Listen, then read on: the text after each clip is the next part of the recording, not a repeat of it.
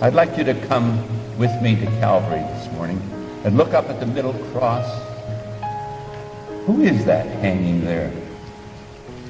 It's Jesus. It's the Lord Jesus Christ. He's the architect of creation. He's the active agent in creation. By him were all things made, and without him was not anything made that was made. And he's the purpose of creation. Everything was created for his pleasure, of him, and by him, and for him. And he's hanging on a cross of wood. Men took the only perfect life that was ever lived on this earth, and they smashed it on a cross of wood. A preacher once said this. He said, you never really understand the cross until it takes your breath away and becomes the most important thing in your life. He's not only the creator of the universe, he's the upholder of all things by the word of his power. He's the one who holds matter together.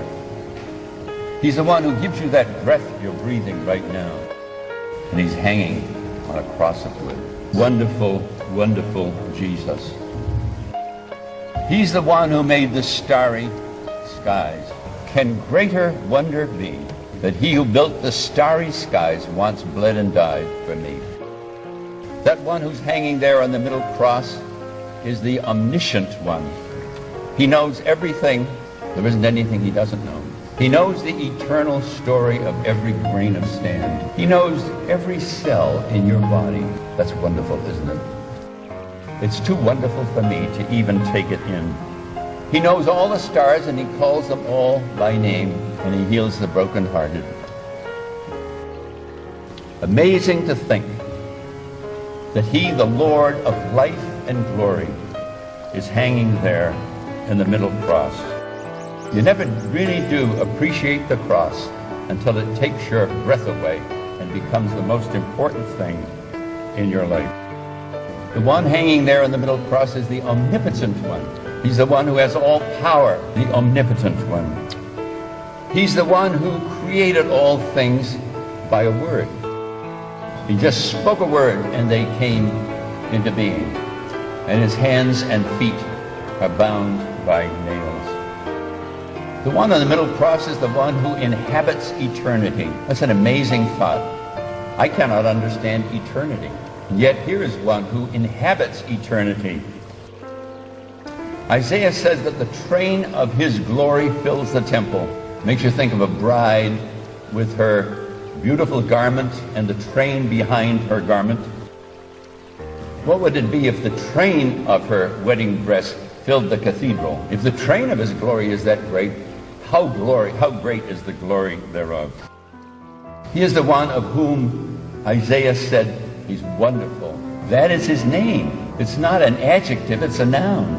He is wonderful, and as his name, so is he. He's Counselor.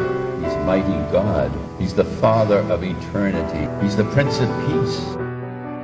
Why is he there? Why is he there on that middle cross? That's what we want to think about. It's really marvelous. Why is he there? He's there for you and for me. I wonder what he ever saw in me to suffer such deep agony. Dear friends, he's there because of you. You and I are but bits of cosmic dust in this universe, and yet he loved us enough to die for us there on the cross of Calvary. The trouble is that we suffer from the tyranny of the familiar. I stand here this morning and I say, Christ died for the ungodly. And I didn't hear a gasp. Nobody fainted. They didn't have to carry anyone out. The victim of surprise. We've become so used to the fact that Christ died for the ungodly, it doesn't bother us anymore. If the Bible is true, then those who are fanatical for Jesus are right. Let me say that again. If the Bible is true, those who are fanatics for Christ, they're the right ones. I cannot take in the wonder of it all. You cannot take in the wonder of it all. It's amazing. Amazing love. How can it be that thou, my God, shouldst die for me? I've heard in mythical literature how people died for their gods.